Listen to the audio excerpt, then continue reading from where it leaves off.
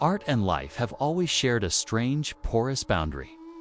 A great novel can feel more real than our own experiences. And a shocking real-life event can seem like something ripped from the pages of a thriller. But what happens when that boundary dissolves completely?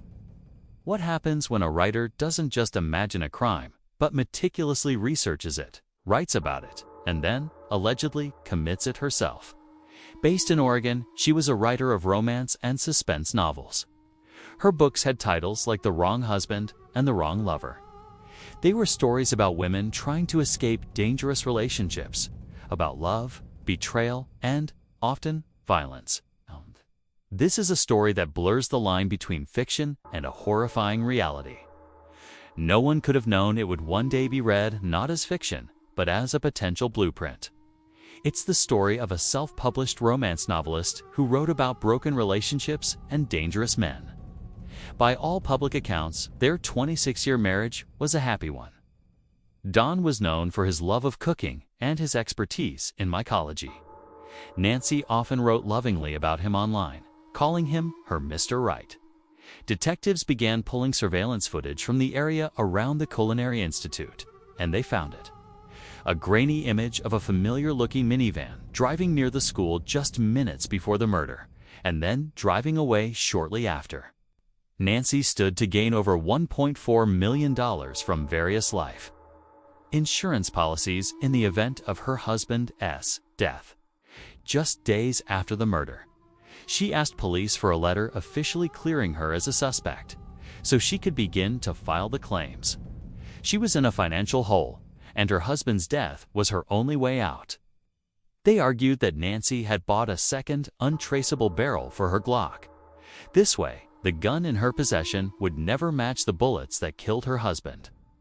The missing murder barrel, they argued, had been discarded. It was never found. The minivan was Nancy Brophy's. She had researched the methods, detailed the motives, and then, when her own life began to mirror the desperate circumstances of her fictional characters, she simply wrote herself a new ending. Nancy Crampton Brophy was found guilty of second-degree murder.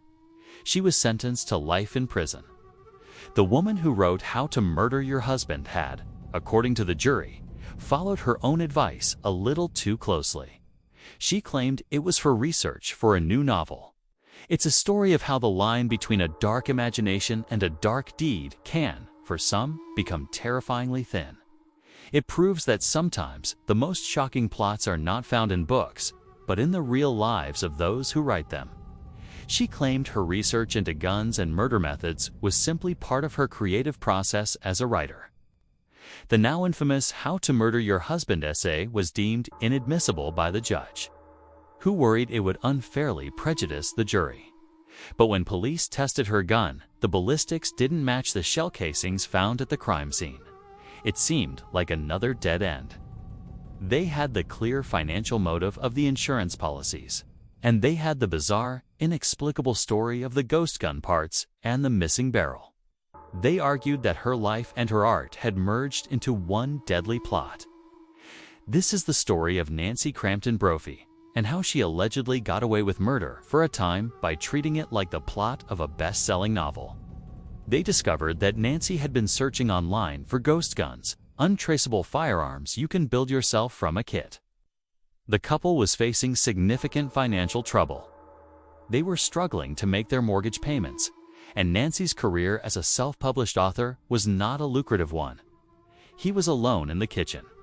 A short time later, his students began to arrive. They found him on the floor, bleeding from 2 gunshot wounds.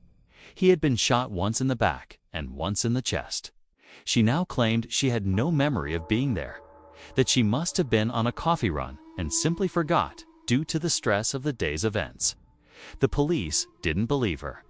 Her alibi was shattered, but they still needed more. They needed a motive and a murder weapon. His wallet and phone were still on him. It wasn't a robbery.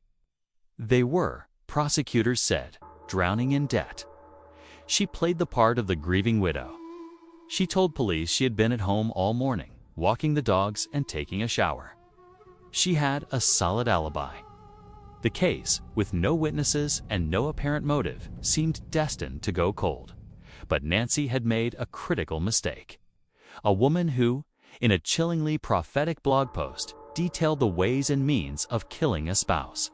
It was on that blog, in 2011, that she published a post that would later become a haunting centerpiece of her own life story. As a romantic suspense writer, she began, "I spend a lot of time thinking about murder and, consequently, about police procedure. After all, if the murder is supposed to set me free, I certainly don't want to spend time in jail." The title of the essay was How to Murder Your Husband. It is the story of a woman who, for years, seemed to be workshopping her own husband's murder in plain sight. Understand this bizarre case, you first have to know Nancy Crampton Brophy, the author. Poison was a woman's weapon, but messy and easy to trace. She listed potential motives: financial trouble, falling for another lover, or the simple fact that you can't stand the man anymore. She concluded by saying it's easier to wish someone dead than to actually kill them. She was active in the writing community, teaching classes and maintaining a blog. It was written in a wry, tongue-in-cheek tone, but its content was chillingly specific. She went on to detail the pros and cons of different murder weapons. Knives were too personal, too bloody. For years, this essay was just another piece of online writing, a quirky example of an author exploring the dark themes of her genre. Her husband was Daniel Brophy, a well-respected chef and instructor at the prestigious Oregon Culinary Institute in Portland. But behind the scenes, prosecutors would later argue, a different story was unfolding. On the morning of June 2, 2018, Daniel Brophy went to work early at the Culinary Institute to prep for his class. The police investigation began, and detectives immediately turned to his wife, Akesa. She forgot about the thousands of silent witnesses that line our modern streets, traffic cameras. When confronted with this evidence, her story changed. The motive, prosecutors argued, was simple and timeless: money. Then came the gun. Nancy admitted to police that she had purchased a 9mm Glock pistol, the same make and model used to kill her husband. But the investigators were persistent. They dug into her online search history, her digital breadcrumbs, and what they found was a chilling story of methodical research. Even more damning, they found an eBay receipt. She had purchased a separate, identical Glock slide and barrel. The prosecution's theory was diabolical in its cleverness. She allegedly used that barrel to commit the murder, then swapped it back with the original barrel before turning the gun over to police. Nancy's defense at her trial was that she was a loving wife who had lost her partner, but the prosecution didn't need it. They had the traffic cameras that shattered her alibi. They claimed that for Nancy Brophy, her husband's murder was not a crime of passion. It was a story she had been workshopping for years. In May 2022, after a lengthy trial, the jury agreed. The case remains a chilling testament to the strange places life and art can intersect.